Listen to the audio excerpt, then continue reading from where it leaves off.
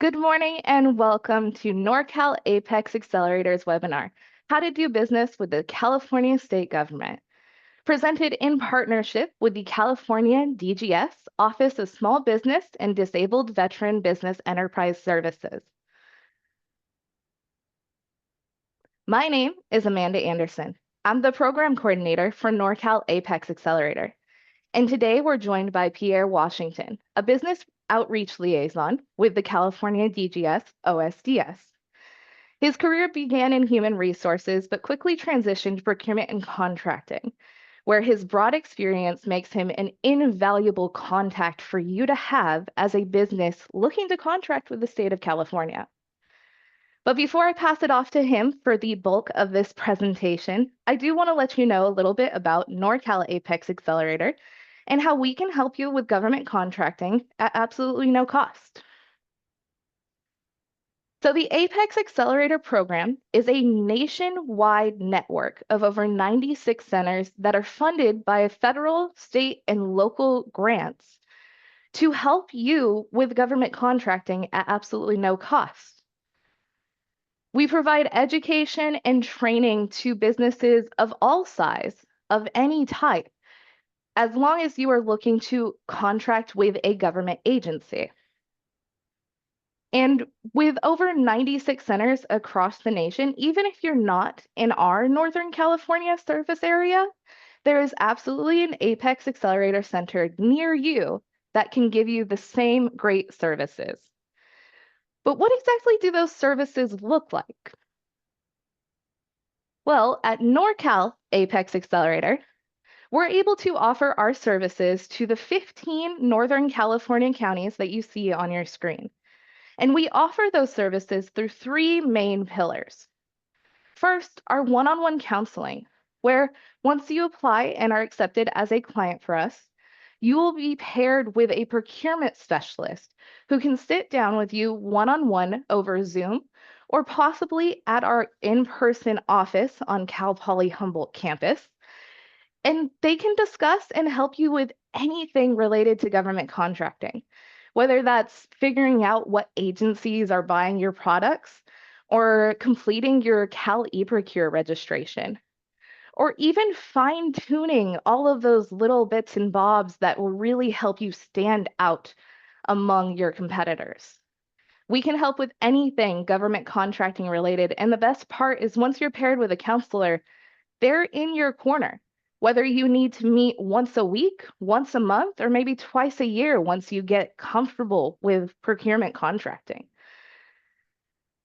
Another huge benefit of becoming a client with Norcal APEX Accelerator is our custom bid matching program.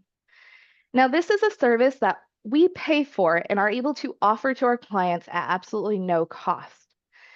And this service allows you and your counselor to sit down and define criteria for the solicitations that you're looking for. Maybe it's a certain geographical location that you can perform your work in. Or maybe your product itself is so niche that the product name would be the criteria you're looking for. Your counselor can help you figure out the criteria and help you aim your contracting sites at these solicitations. And by putting them into this bid matching system, it will scrape local, state, and federal procurement sites for solicitations that match that criteria, for solicitations that are relevant to you and your business. And it'll email those solicitations directly to you. It can take a lot of the time and tediousness out of finding those opportunities. And finally, our resources and trainings, one of my personal favorites, and one you're actually taking advantage of right now. We put on webinars and in-person events throughout the year on varying topics, from introductory level things like what certifications you may qualify for, to more advanced topics like UNSPC codes. Or maybe you're looking to get into federal contracting, or maybe a mentor-protege program. On top of all of our training events, we maintain a robust website of links and resources and worksheets, all designed to help you with government contracting. So if you haven't already connected with Norcal APEX Accelerator or your local APEX Accelerator, I highly recommend that you do. It's absolutely no cost to you and always here to help you with your government contracting. So with that, I do want to mention a small training disclosure as this event will be recorded. The information provided herein is accurate to the best of the presenter's ability at the time of this presentation. Some or all of the provisions mentioned herein could or may be changed by the current administration, with or without prior notice. So with that, I'll go ahead and pass it off to our fantastic speaker, Pierre Washington.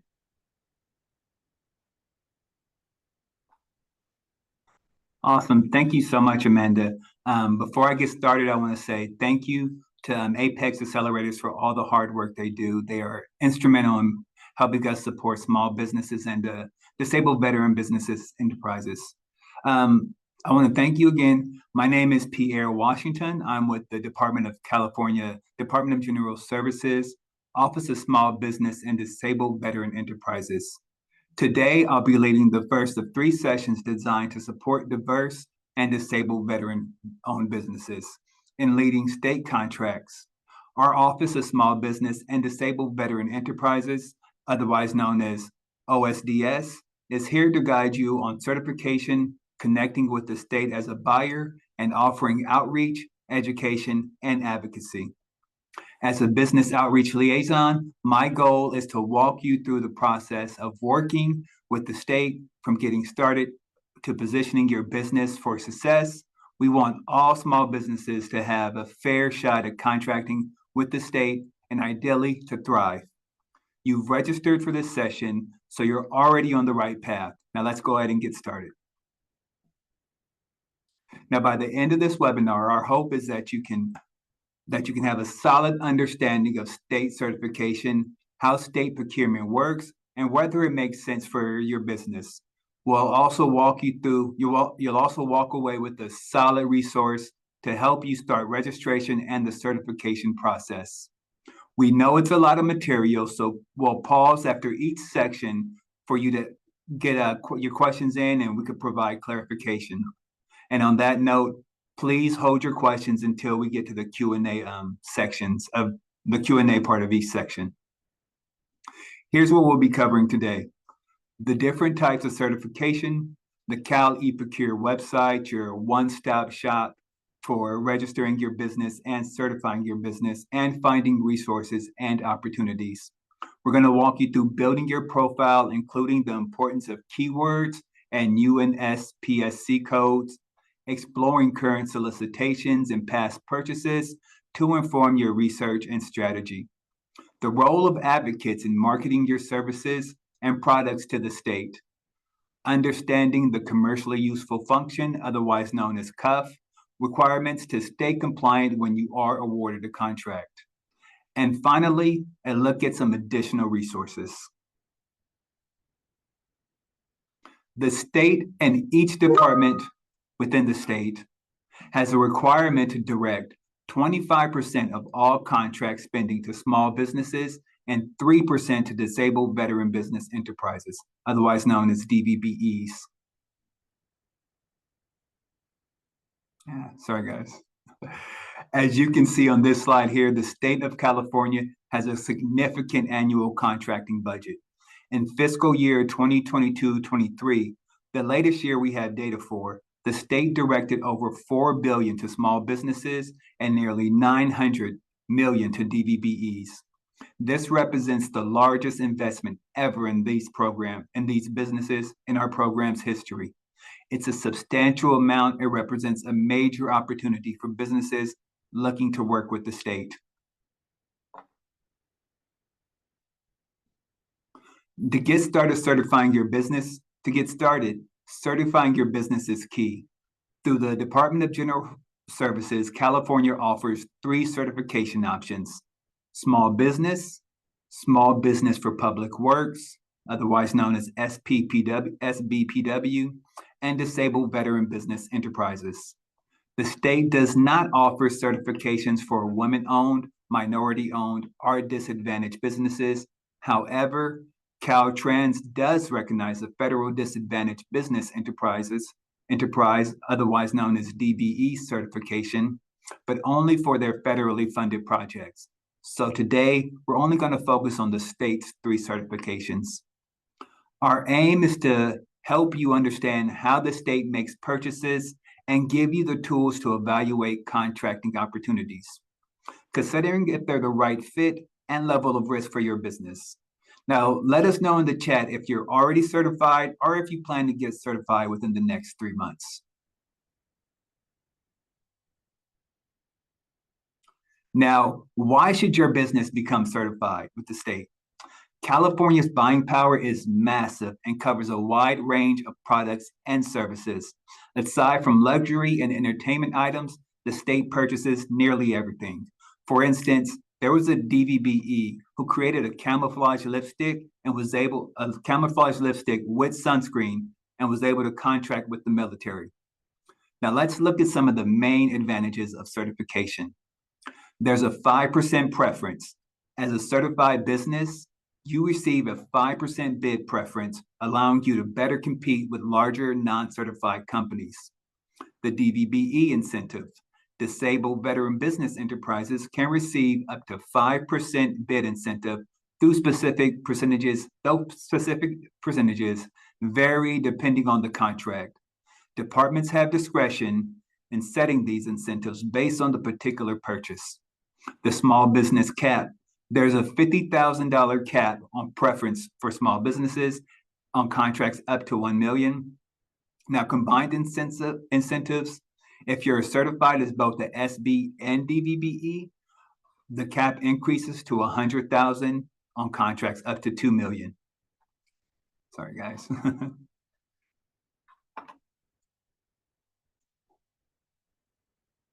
Another key benefit is exclusive access to certain contracts for certified businesses.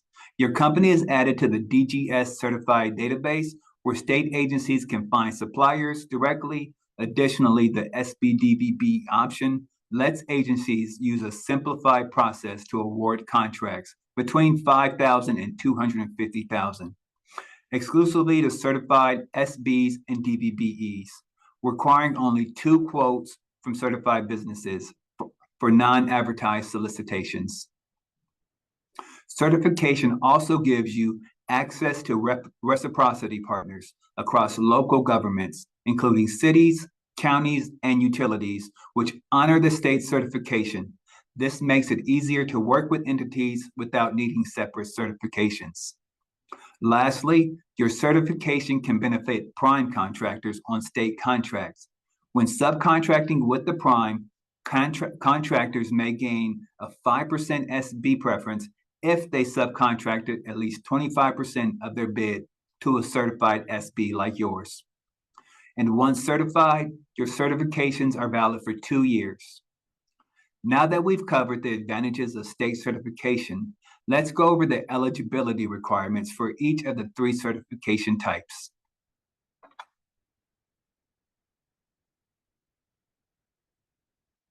In the next few slides, I'll walk you through the requirements for certification eligibility. Let's start with the small business certification. You have to be independently owned and operated. Your business can be a sole proprietorship, partnership, or corporation, but it must be independently owned and not a subsidiary. Market presence. Your business cannot dominate the market for its product or services. There needs to be competitors in your field. Location. Your headquarters must be in California, and the owners or officers, in the case of corporations, must be California residents. For employee limit, your business cannot have more than 100 employees, so it must be 100 employees or less. And for gross annual receipts, your average gross annual receipts must be no more than 18 million, calculated over the past 3 years or however many years you've been in operation, whichever is less. Now, for manufacturers, 100 employee limit still applies, but there's no gross annual receipts. And for micro businesses, to qualify as a micro business, Your average gross annual receipts must be 6 million or less, and you cannot have more than 25 employees.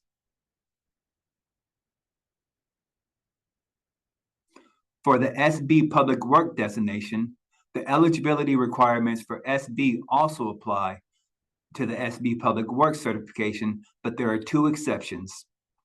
No more than 200 employees versus 100 employees, and no more than 43 million in average gross annual receipts.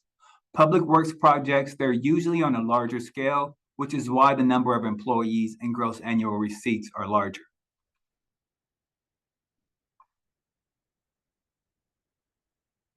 Now, you should only get, for when it comes to small business and small business for public work, you only want to get certification for one. You don't want to get certification for both.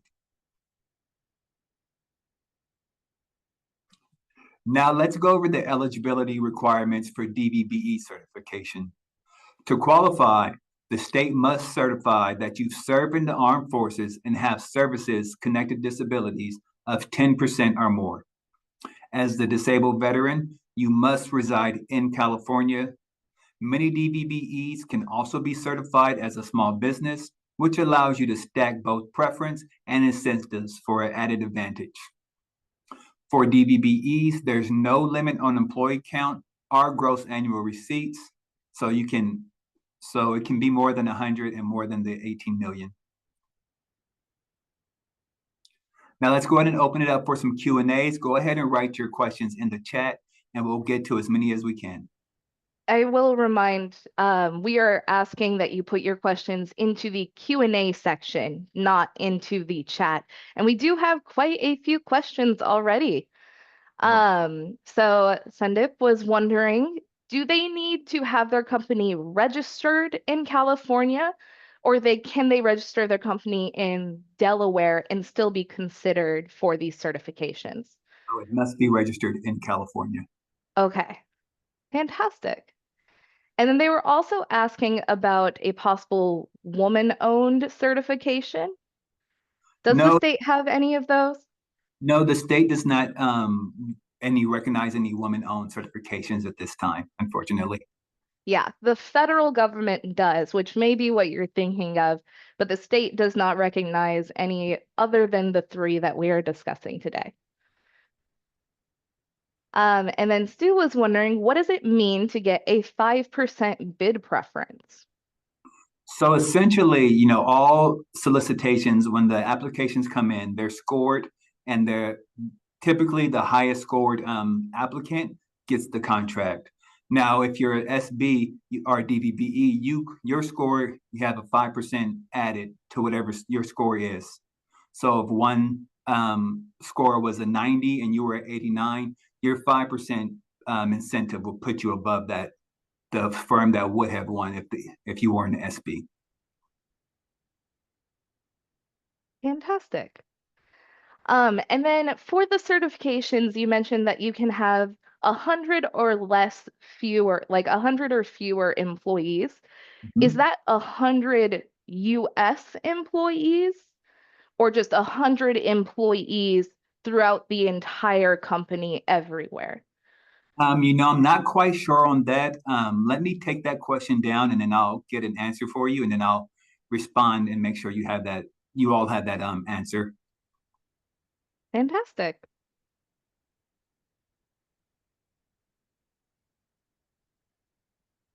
And then, yeah, we have quite a few questions, so please, I appreciate your patience as I sift through them.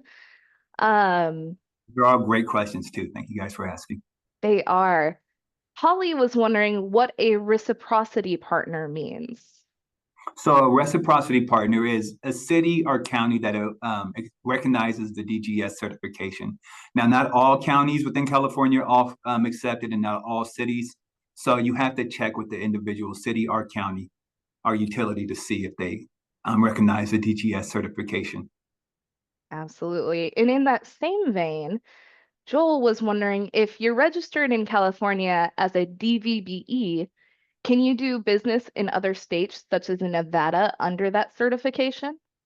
Well, you can, but you must be reside in California. So it would be if the other states recognize residents of not of their state, if that makes sense, because you have to be in California.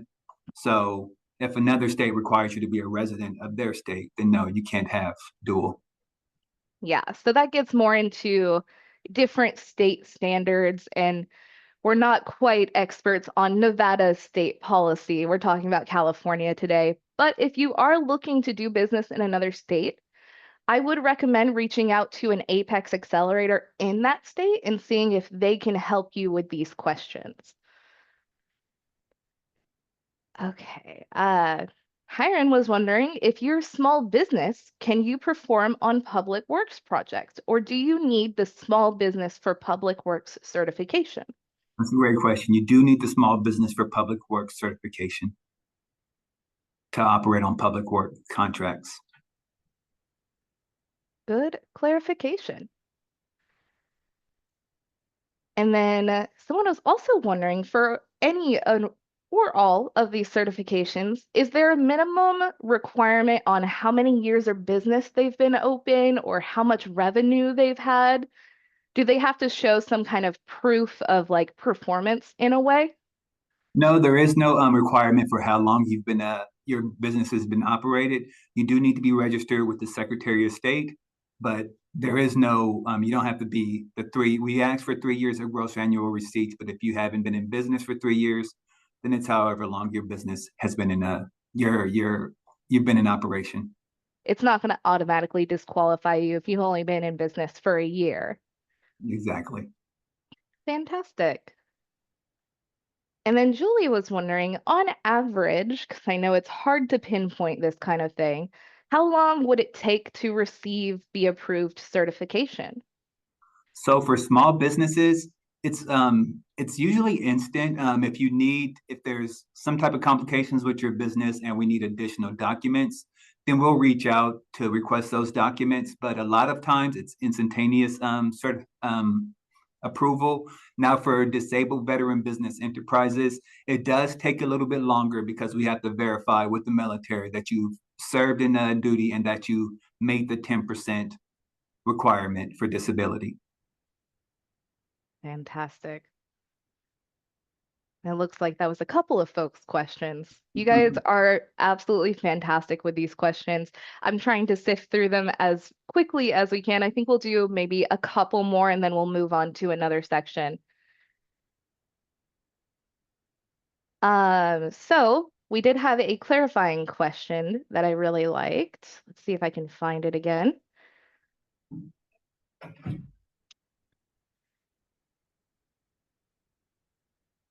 Oh, it was just there. Here it is. If one of our attendees has a small business that's currently registered in New York, can they register as a small business and get certified as long as they have a domicile office in California? Or Well, does their, go ahead. all owners and operators of the company must reside in California. Yeah. And I think what they're kind of asking is, I'm definitely not an expert. I want to preface that. But I know some companies like to register. I know Delaware is very common because I think their like business fees are less. Okay. So they could be registered in Delaware, but as long as they're domiciled and working out of California, they can get these certifications. Yes, the Okay. California certification won't interfere with another state certification. However, you must meet all of the requirements of a to be California certified. Meaning you must reside in the state. Your corporation or business must be located in California as well. Okay.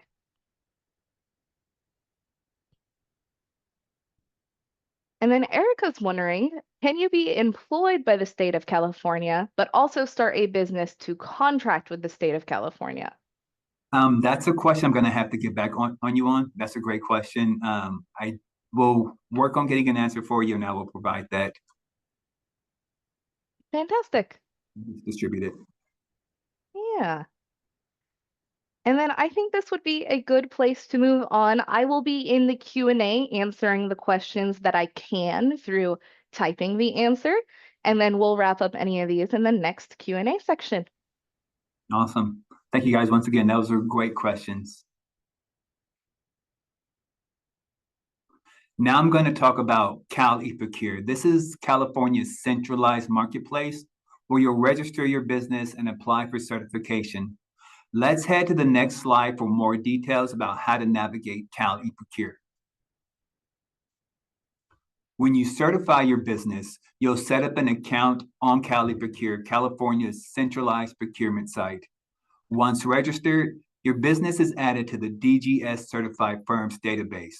From there, you can manage your profile, set up notifications for bid opportunities, research solicitations, and explore potential contracts.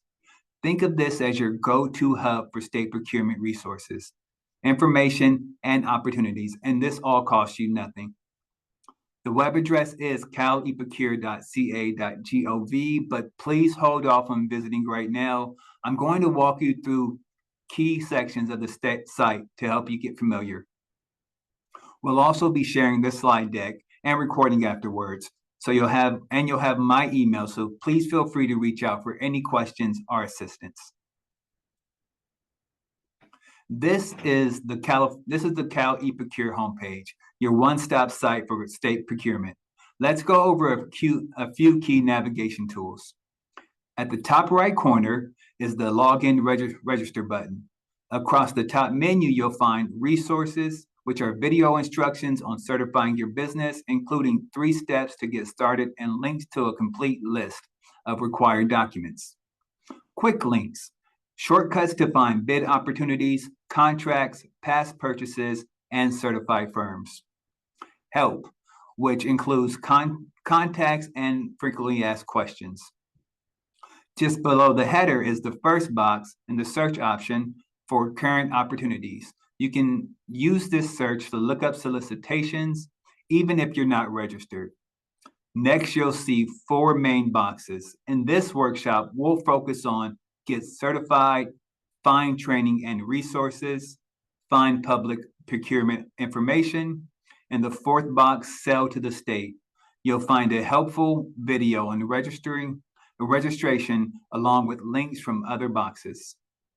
I recommend bookmarking this site for easy access. To get started, click the Login Register button at the top right corner. And there you can get started on registering by completing new bidder registration, which you can find at the bottom left-hand corner. This will take you to the page where you can either log in with your user ID and password, or if you're a new user, start the registration process by clicking the new bidder registration button at the bottom of the page. Today we aren't going to go through the entire registration process, but generally you'll register by completing 5 steps to enter information about your business.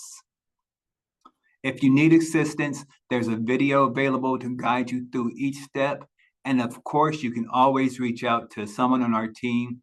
There are a couple of specific areas I want to cover in more detail, starting with our new supplier diversity database data collection. In 2022, the Department of General Services began collecting voluntary diversity data from certified businesses, as well as currently registered and new businesses within the Cal eProcure profiles. Collecting this data is part of California's commitment to supporting diversity, equity, and inclusion in state procurement. We encourage all businesses register with the state to complete the diversity data.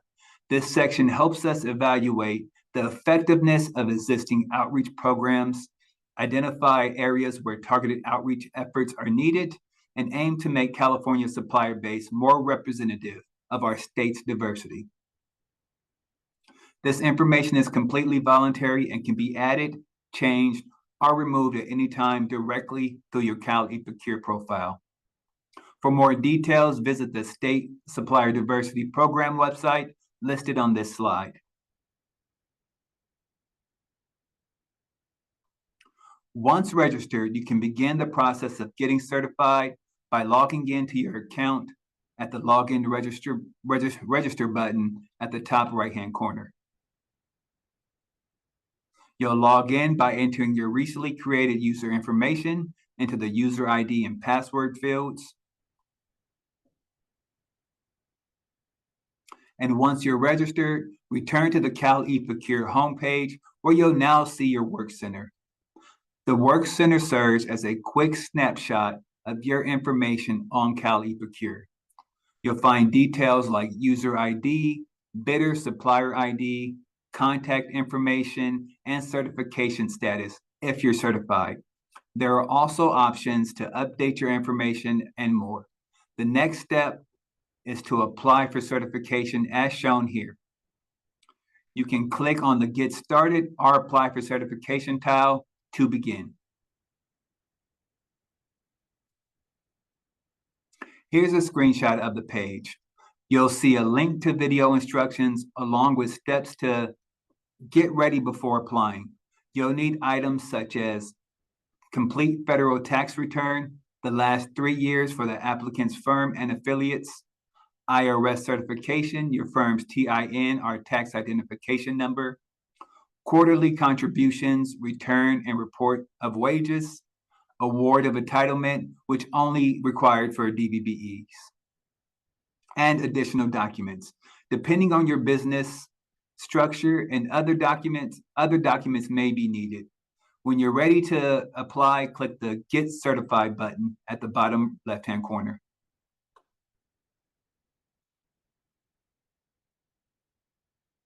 Now, most businesses have a website which provides a platform to showcase the company, its team, its customers, and the goods and services it offers. Before we pause for questions, I'd like to cover the importance of creating a strong profile. This means carefully describing the goods and services your company provides using keywords and UNSPSC classifications within Cal eProcure. Registration incorporates codes, while certification uses both codes and keywords. Now, this matters because the state's automated emails for contract opportunities rely on codes. Keywords and codes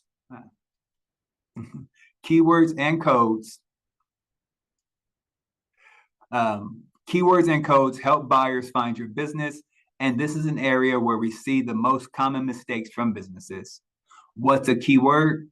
A keyword describes your goods and services, making it easier for buyers to find your business. They can be edited at any time to reflect your offerings. Keywords help buyers locate your business based on the goods or services you provide. Here are a few points to keep in mind.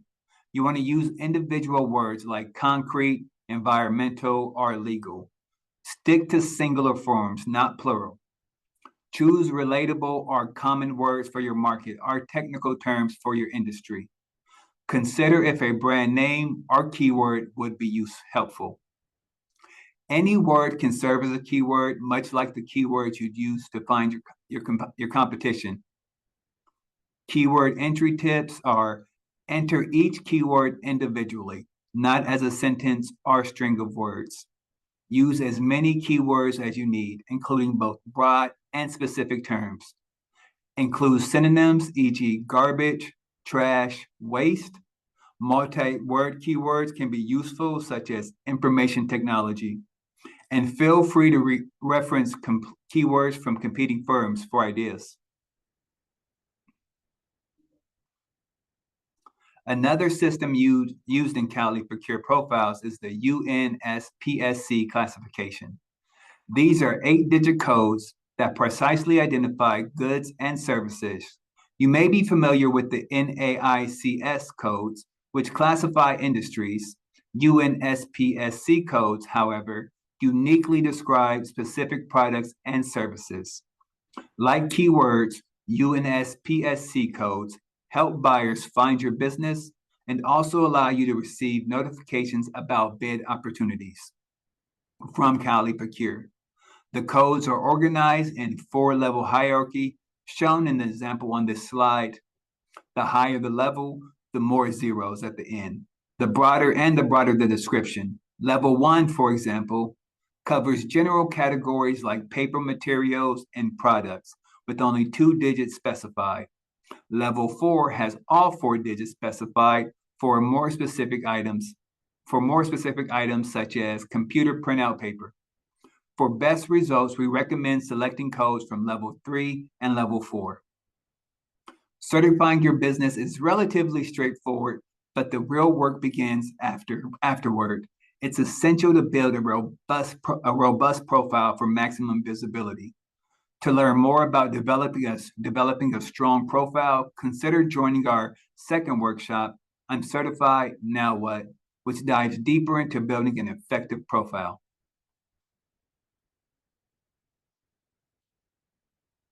Now we're going to go ahead and open it up for some Q&As. As we said last time, go ahead and drop your questions in the Q&A chat, and Amanda will throw them to me. Fantastic. So let's see.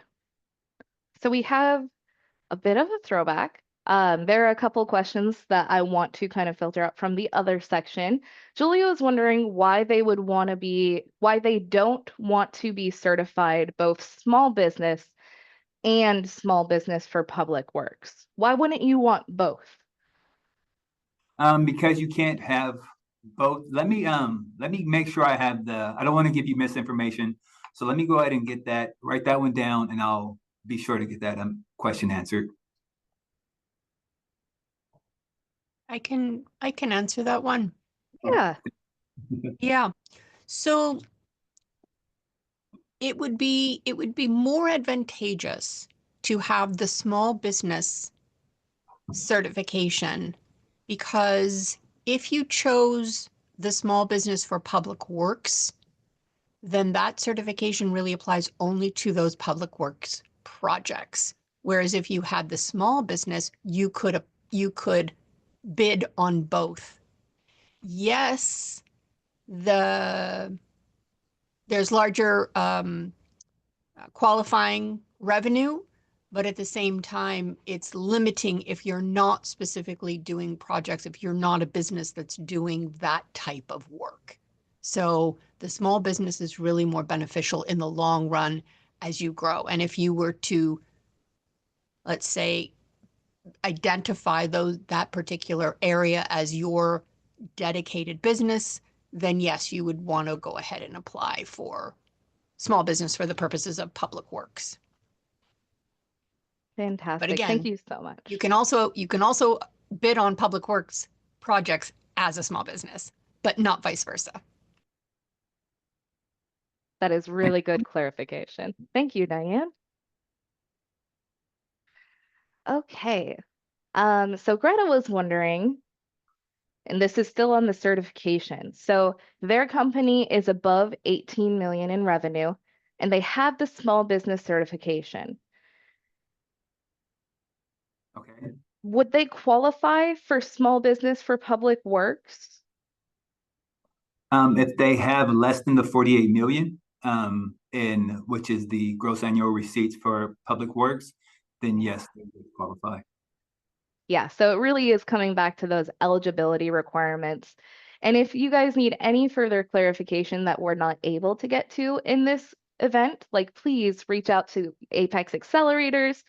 I believe Pierre will be giving his contact information. He's a fantastic connection and resource for your business as well. So even if we're unable to get you all of the answers to all of the questions, we will absolutely be a resource for you after the fact.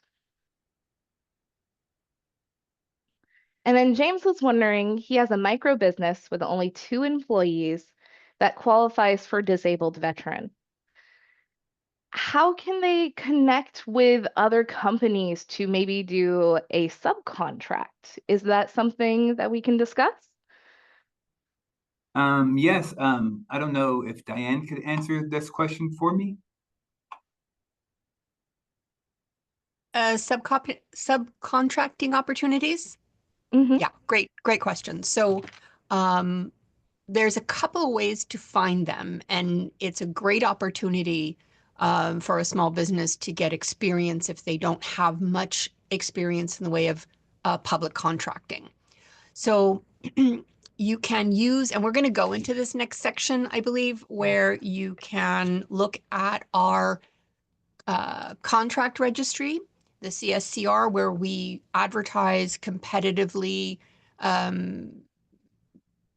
advertised solicitations. And in that is an opportunity to advertise yourself as a small business for a prime. Also, Pierre is going to break down that solicitation event form where if there is, let's say, a mandatory bid meeting, great opportunity to meet potential prime contractors.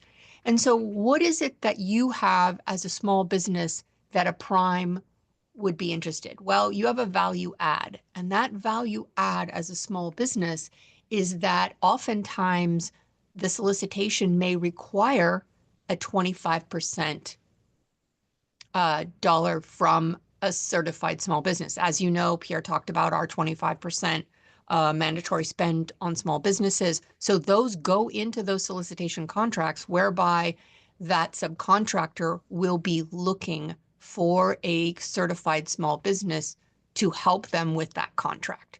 So there is that opportunity there. I hope I answered that question. Yeah, I think so. And it's good to note subcontracting is a really good way to get into government contracting. And it sounds like Cal eProcure is facilitating that as best they can.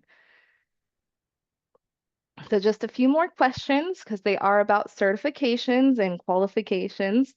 Janabi was wondering if MBE certification is accepted in California. That's the Minority Business Enterprise. No, we do not accept the minority business enterprise at this time. Like I said, we only do the 3 certifications, SB Public Works, SB, and DVBEs. Fantastic. And then Erica's wondering if your business can be under a fictitious business name or a DBA. Would that complicate anything in the certification or contracting practice for the state? You want to use the business name that's registered with the Secretary of State. That makes Yeah. sense. And that's a big one because those interface a little bit too. So I know at least on the federal side, if you're signing up on sam.gov with a business name that's not matching your tax documents, it can hold it up really, really bad. Is that something similar with the state contracting? Whereas if you're certifying under a different business name than what's registered with the state, it can complicate things. Yes, and it'll make harder for buyers to locate you and just verify that you're a DVB or SB DVBE business. Perfect. All right, and it looks like we've gotten through a good chunk of the questions. I'm still going to be in here typing up some answers, but I think now is a good point to go on to the next section. Awesome. Those are great questions again. And now we're going to go ahead and move on to the next section, which is find contract opportunities. And we'll go over the contract opportunities, and those are called solicitations, and those can be found in the California State Contract Registry, which Diane was referencing earlier. And you can find the CSCR on Cal eProcure. And we're going to go ahead and start with the California State Contracts Registry. You can access this registry in 3 ways: on the home page, in the white horizontal box under the title, under quick links, or in your Workcenter dashboard after logging in. The contract registry is where you'll find publicly advertised competitive bid solicitations. There you'll search for events by clicking the Start Search button in the upper left right-hand corner. And now that you're on the California State Contract Register, below the search criteria box, you'll see the search results. Note, if you don't enter any search terms, all current bids will be displayed. For searching, note that the word event is used to refer to a bid solicitation. You can search by event name, or which is a brief description of the bid, by department, or you can set up an advanced search. Let's go ahead and take a look at the advanced search functions. Here is the page for setting up an advanced search. You can search by specific dates, UNSPSC codes, service areas, or even by specific licenses. This is the list of search results showing the solicitations being advertised. Each entry is clickable, which allows you to see the details of each event. On the details page, you'll find a lot of important information, such as department name, which is the department conducting the procurement, event date. This is the deadline for bid responses. Anything submitted after this date and time will not be considered, so it's very important that you have everything ready to apply the date of the solicitation ends. Contact information shows who is responsible for the procurement. If you have questions about this specific bid, they're the person to reach out to. In the view event package, click here to access contract documents, which may include the statement of work, bid submission instructions, and other relevant documents. You also have the option to post an advertisement if you're looking to collaborate. Now, this can be useful if you're a prime contractor seeking a subcontractor, or vice versa if you're a subcontractor looking to partner with the prime. These ads are specific to this bid solicitation, and you can also view current ads that others have posted. When creating an ad, be clear and specific in the title, set a response deadline, and include your certification ID in the description. It's essential to evaluate each solicitation carefully to decide if it's worth your time and resources. Research the buyer's needs and ensure that you understand what they're looking for. Do your due diligence and ask tough questions to assess if your company has the right capabilities and if it's worth your time pursuing. Similar to business development in the private sector, you'll want to show that you understand their needs, and can demonstrate relevant experience. Now we're going ahead and open it up for some questions and answers, as we did before. Fantastic. So someone was wondering, can an owner have multiple small businesses registered with the state, or would that complicate things? I need to get an answer to that question. Let me write that one down. Yeah, and as we do have a very large group on this webinar, what we can also do is I'll essentially pull all of the questions that were asked, and we'll get answers to any of the ones that maybe we couldn't get a full accurate answer to, or maybe ones that have been missed. And that will be provided with the slides and the recording within 1 week of this event. Yes. These are great questions. They're helping me learn also. And then Janavi was wondering, even if you have an S Corp, do you still need to reside in California? Yes. Yeah, so the residing in California is hard line. Amanda, Yes. I think someone asked if they have multiple businesses. Mm-hmm. So in that situation, they would, and we can confirm, but the way that would likely be handled under a certification application and how an officer would look at that is they would use one business as their main certification, and then everything else would be an affiliate. And they would add those in the certification application. And just know that all of the affiliates together, all the revenues that is taken in is counted towards that cap. Yeah, and that's a big one because that cap is what determines if you're eligible or not. Yeah, and that's 18 million averaged over 3 years. So that would be how they would, if they have multiple businesses. Then again, that would be a question that they would talk to you about, or maybe come to talk with us about. It's like, okay, how do you position your firm, right, to find contracting if you have multiple businesses in your profile? So that's kind of the next webinar. Yeah. And there's so many questions that kind of get peaked, especially during this introductory one, We try to get all the answers to it, but some of it is just really, really specific to you and your situation, and we just can't answer it accurately without seeing a business profile and checking out all of the details that we would need to. But that's where the Apex accelerators kind of fit in. We can sit down with you through that one-on-one counseling, and our procurement specialist can help you determine that and try to figure out that best course of action. And then Mark was wondering, is there a simplified process to recertify? In other words, their California small business certification expired a few years ago. Do they need to start from scratch or could they still recertify? Your profile will exist, but you will need to update the information and provide any relevant document. Yeah. And then let's see.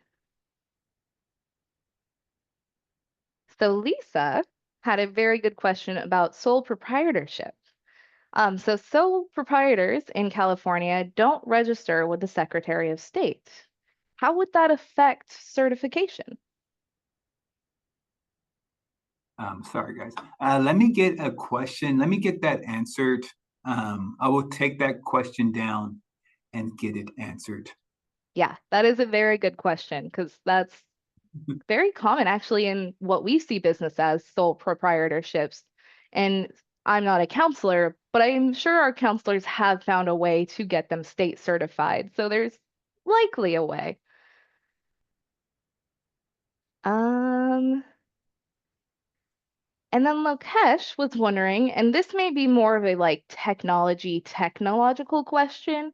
They're wondering if they can use APIs to connect with Cal eProcure. Are you familiar with that? I'm not familiar with that. No, I don't. I don't know. I'm sorry. And that's more Yeah. of a question. Yeah, that would be for like a tech help kind of question, more so than like a certification kind of question. And then we'll go ahead and move on after this final question. And I do see quite a few in there that I will be answering in between.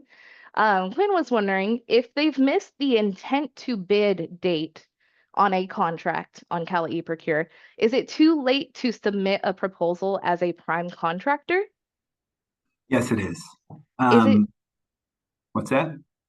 They were also wondering if it's too late to apply as a subcontractor. Well, when the prime contractor applies for the bid, they have to have who they're going to be using for their SB and DVBEs when they apply. So it's kind of no, if they haven't already worked with you or reached out to you before they apply, then it is too late.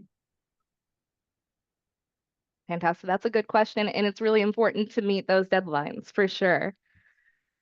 And then I do see a question that'll kind of wrap up this Q&A session on. Someone was asking about the second part of this series. And as Pierre has mentioned, this is the first of 3 sessions, and Norcal APEX Accelerator will be offering all 3 sessions virtually. And our next session, the second session, will be offered in January.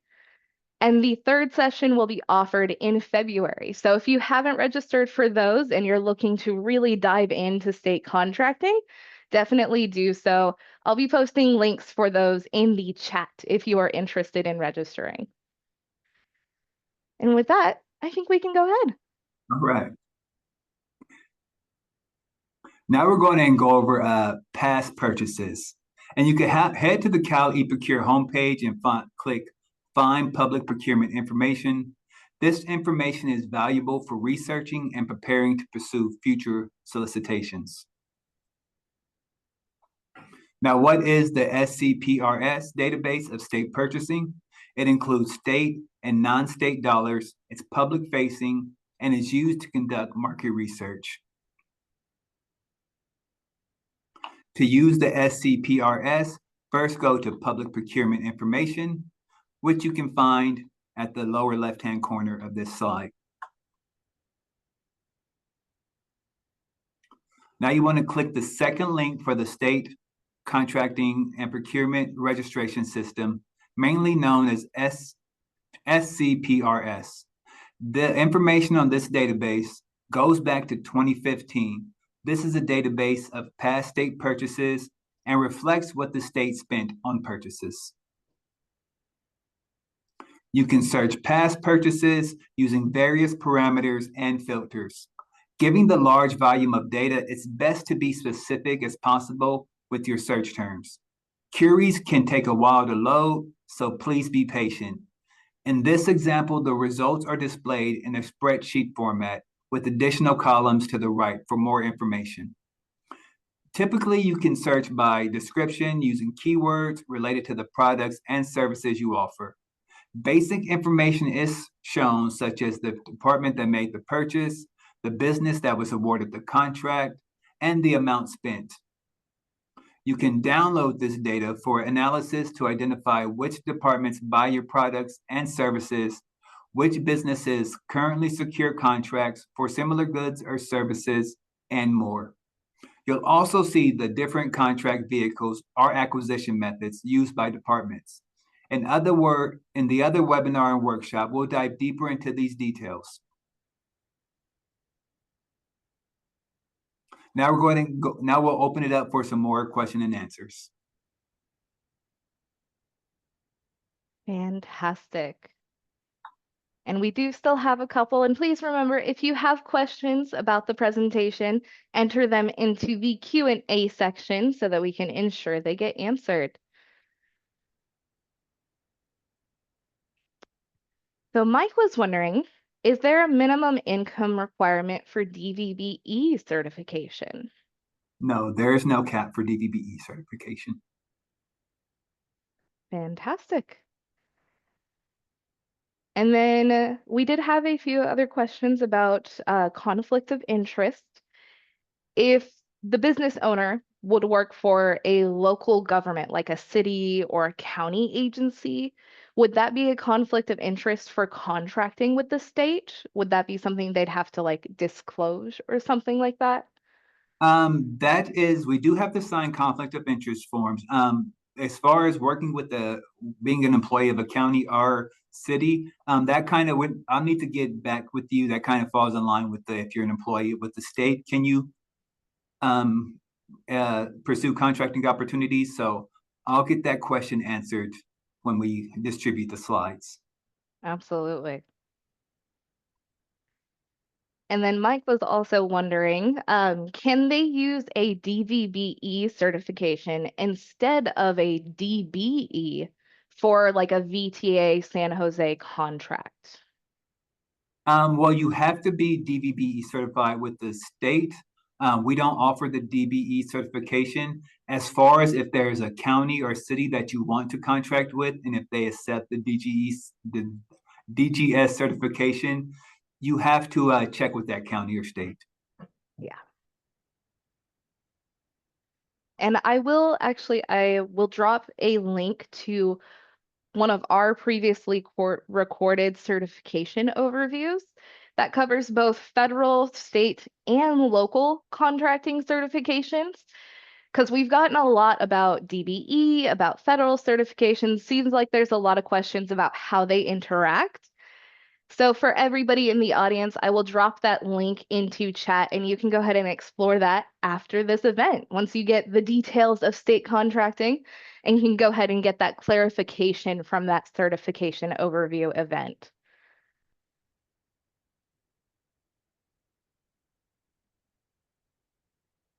And then Joel was wondering, and this goes back to the DBA's kind of questions.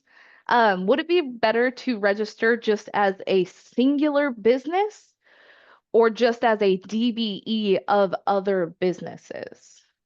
Do you know if there's any kind of preference or complication between those two examples? Well, you can't be a subsidiary of another business, so you have to be the prime operator of that business. Are you asking if you can have a subsidiary of your own business? It did not provide those details, but I'm sure Joel will be able to get us a bit of clarification for that. And it is a bit more in-depth of a question and may take a bit of a look at your actual business and what your actual situation is. So that might be a better question for an Apex Accelerator counselor, or maybe a one-on-one meeting with a business outreach liaison. Yes.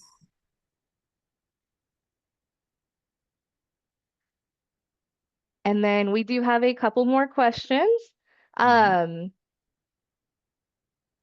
was wondering if they have to have any revenue to get certified, or if they can certify as a brand new company that has no revenue to report. I believe you can. I don't want to give you misinformation. So let me go ahead and take that question down and provide you an answer. But I'm pretty sure as long as you're registered, you can get certified. Absolutely. And I think that confusion piece may be coming from some federal certifications do require a certain amount of revenue. But from my understanding, state certifications typically don't require an amount of revenue, but they can be capped by an amount of revenue.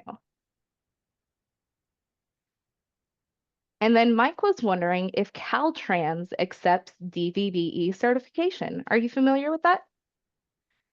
For their federally funded contracts, not for state funded contracts. Yeah. And that's usually noted in the solicitation where it's coming from. Fantastic. And that is all the questions we have for now. Awesome. Thank you guys for these wonderful questions. You guys are a great group. And now we're going to talk about advocates. I'll explain their role and how to connect with them and how to find them. As the name suggests, advocates support the state's commitment to contracting with small businesses and fostering a strong small business economy. They are state employees working in purchasing within specific departments, advocating for small and disabled veteran businesses. They can even recommend your company to buyers. Advocates are your first point of contact with the department. They're the people you can talk to about your products and services, your capabilities, and your experience. Essentially, they're the ones you'll market your company to within the department. They can help answer questions about whether you can sell your product or services to the state and guide you on potential solicitations now or in the future. Now, be sure to hone your pitch, keep it brief, and always include your supplier ID. The best way to contact advocates is by email. You'll want to reach out to them about every 3 to 4 months with any updates about your company. The SB DVB advocate is here to help SB and DVBEs pursue contract opportunities with the departments they work for. They work closely with the buyers in their department to include SB and DVBEs in state procurement. In the last year, departments are required to seek out new businesses for contract opportunities as a key part, and it's a key part of what advocates do. How you can find them, you go to Cal eProcure and click the training and resources buttons shown in the bottom left right-hand corner of this slide. Under research and marketing, you'll see a link. Click on that link shown here. And it will take you to a DGS web page, and there you can download the advocate directory by clicking the download the advocate directory link. The advocate directory provides details on each department, including the office, the advocate's name, contact information such as email and phone, and the link to the department's website. Some departments are highlighted in yellow, indicating they have an SB First policy. This policy requires staff to approach each solicitation with a focus on small business and aim to incorporate them from the very beginning. For companies in construction, relevant departments are marked with an X in column C. Caltrans, for example, has a small business first policy, but does not include DVBEs in this policy. For DVBEs, Caltrans has a separate 5% participation requirement. Now we'll go ahead and open it up to some questions about advocates. Fantastic. And please remember, put your questions into the Q&A section to make sure we can answer them. We did have one come through in chat. If they have submitted a bid on an RFP and they haven't gotten a response back yet, would that be an appropriate time to reach out to the agency's advocate?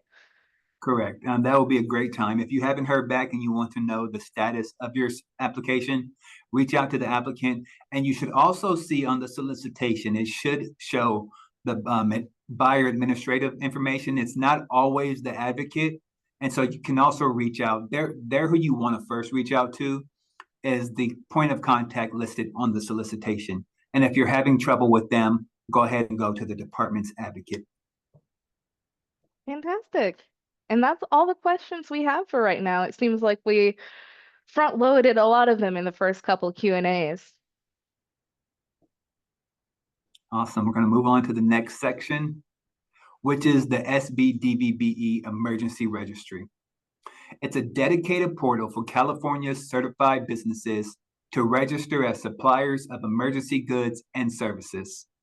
Unlike Cal eProcure, this portal is limited to businesses that offer goods and services from specific predetermined emergency categories.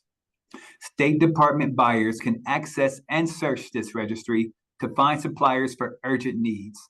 Which businesses should sign up? SB-DVBE businesses that are fully prepared to support the state of California in emergency situations. Emergency contracting demands fast, 24/7 response times. Businesses should only register if they are fully capable of immediately providing the goods and service list. These are some of the emergency registry categories. Businesses must select at least one category when registering. On this slide, you'll find basic information businesses need to register for emergency contracting. To register, go to Cal eProcure and select Sell to State, listed here. Here's where you'll find the emergency registry information. The link will take you to a DGS page to learn all about emergency registration. Now, I don't have a question and answer slide listed here, but I do want to open it up for some questions and answers about emergency registration. Absolutely. So if you have your questions, go ahead and enter them into the Q&A.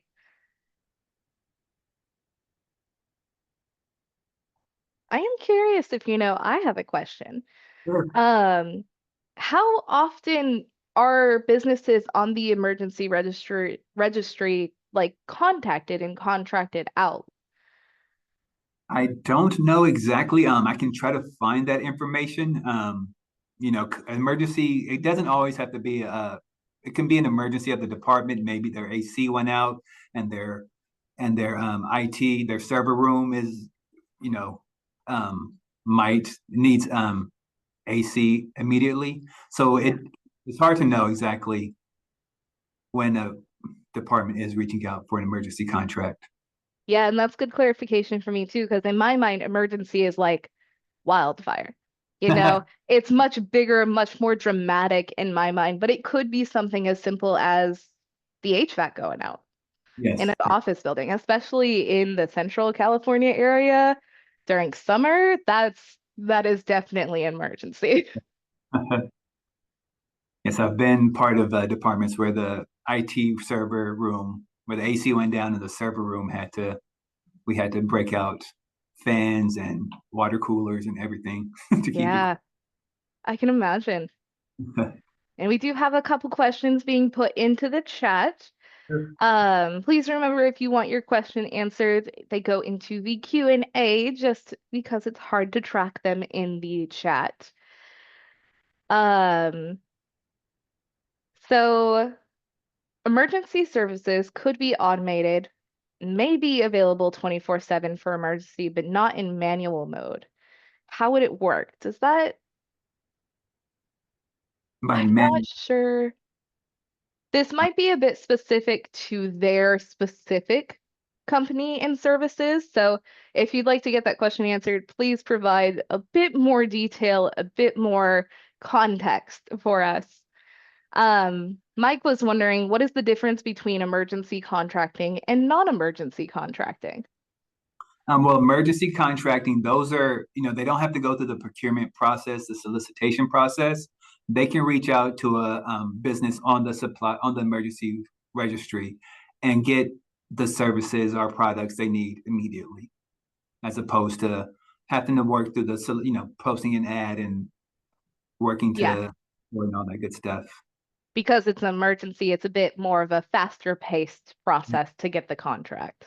But you do, if you are on the emergency registry, you do have to be available 24/7 to provide your service. So if you don't think we can provide services 24/7, then you don't want to get on the emergency registry. Yeah. And then we did have another question, which is actually a very good one we haven't discussed yet. About how long can a business expect to wait until they're paid for the services provided? That's a great question, and that's one of the benefits of being a certified small business. So for most companies, it's for non-small businesses, it's a net 45, meaning they have 45 days to submit to pay that invoice. For small businesses, it's a net 30. So they have 30 days to get the invoice paid. Fantastic. And a second part of that question, they were wondering how much funds should the business have available when applying for contracts? And I think that depends on how much the contract is going to cost you to perform and how long you can wait. If you can wait that 30 days, make sure your business is still functioning, still running, still good to go. Mhm. It very much depends on the contracts, right, Pierre? Yeah, and that's something you want to discuss with the buyer, because each buyer is going to be different. They might have different requirements for each solicitation. Fantastic.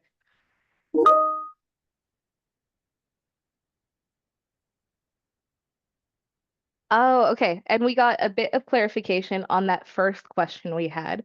Hars was wondering, there could be an emergency category of services for which automation service is available 24/7. So an automated service available 24/7.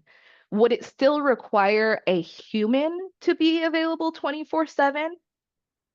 I'm gonna have to get a answer to that question. I'm not sure. That is a first for me.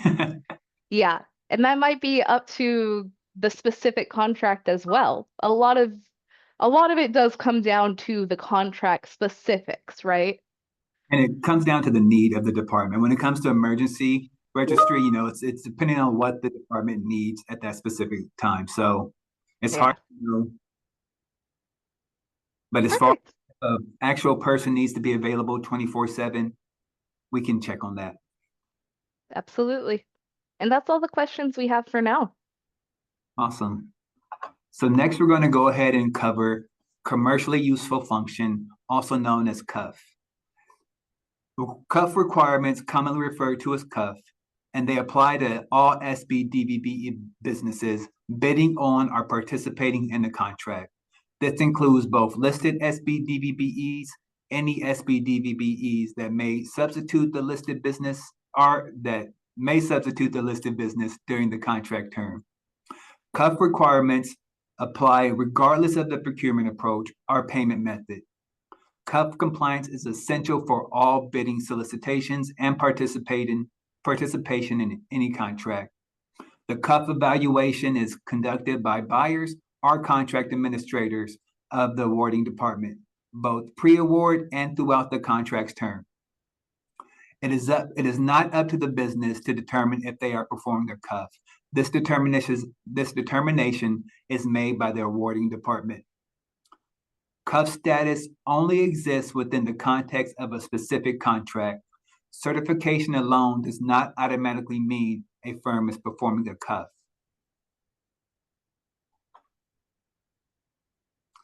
Your business is not performing a CUF if you are acting as an extra participant in a transaction, contract, our project where funds are simply passed through to create the appearance of an SB-DVBE participant. They're not being utilized to perform the work specified in the bid or are no longer providing goods or services listed in the initial bid response.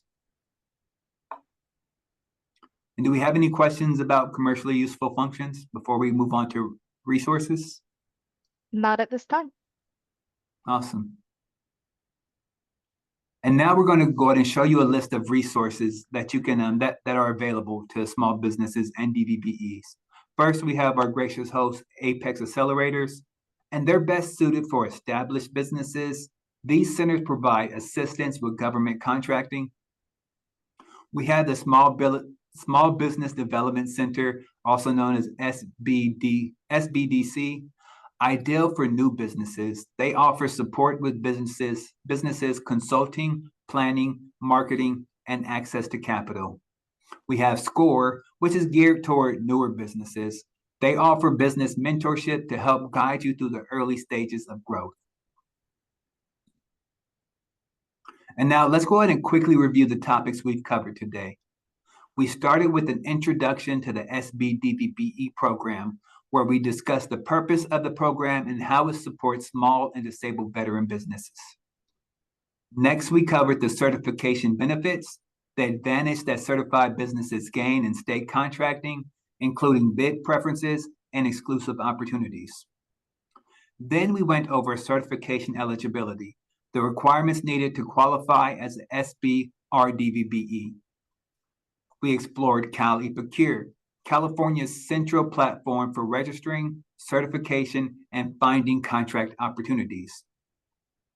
We also discussed the SB-DVBE Emergency Registry, a special portal for certified businesses ready to provide emergency goods and services. And lastly, we covered the commercially useful function requirement, explaining its importance and compliance and how it applies to all SB-DVBE participants in a contract. Each of these sections gives you a foundational understanding to navigate and succeed in state contracting. And to find out more information about us and stay up to date on what's going on in OSDS, you can follow us on LinkedIn. And you can find our LinkedIn profile listed here. And also, you can also schedule a consultation, which is a one-on-one with a contract liaison, such as myself. And we can help you update your Cal eProcure profile and help you find contract opportunities. And that's it. Thank you guys so much for participating in today's webinar. Thank you, APEX Accelerators and Amanda, for hosting this. Here you can find my contact information, my phone number, and my email address. Please, please, please reach out to me anytime you have any questions. Or if there's any questions you think of after this webinar, reach out to me directly. Absolutely. And also we want to highlight our upcoming events, Unlocking Innovation, which is a virtual on November 19th from 10 to 11. You can register by clicking the link in this slide. How to Stand Out, a certification overview, which is a virtual from 10 to 12 on December 10th. And I'm Certified, Now What, which is a virtual from 10 to 12 on January 16th. Each of these links are clickable in the slide. And I will also provide a link in chat to our upcoming training event calendar, so you guys can go ahead and explore all of our upcoming events. And with one final Q&A session, let's see what we have. Oh, this is a good one. Someone was wondering if you can elaborate why someone would visit an SBDC versus an APEX Center. And I am happy to take this one. So SBDCs, at the very base level, can help you with anything related to your business. So they can help you set up an HR system, they can help you learn QuickBooks, they can help you with marketing strategies, they can help you with capital, and they help in a very general sense with almost anything related to running and operating your business. Whereas Apex accelerators are much more specified. We can only help with government contracting. So that includes government contracting registrations, government contracting certifications, reviewing solicitations, helping you proofread and polish up your bid for the solicitations, helping you work on the compliance paperwork after you win your first bid. So if you are looking for general business help to help stabilize your business, get a really good business foundation under you, definitely work with your small business development center. If you already have that foundation as a business, you maybe have some public sector or private sector sales, you're making some projects and some sales here and there, but you're looking to get into government contracting, that would be when you reach out to the Apex Accelerator Center. And the best part is both SBDC and Apex Accelerator services are absolutely free. Never any cost, never going to ask you for any kind of payment form.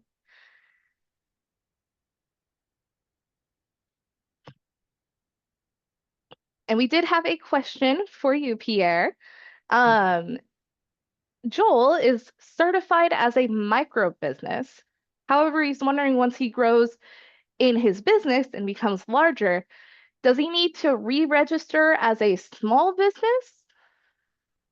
Yes, he will. Once he reaches the 25 employee cap or the gross annual receipts cap for SBs, they want to apply as a small business. Fantastic. And we'll go ahead and just give everybody a moment. If you have any final questions about the content or about our services, please enter them into the Q&A. And I love seeing all of the thank yous in chat. So delighted that all of you were here. So we'll give it a moment.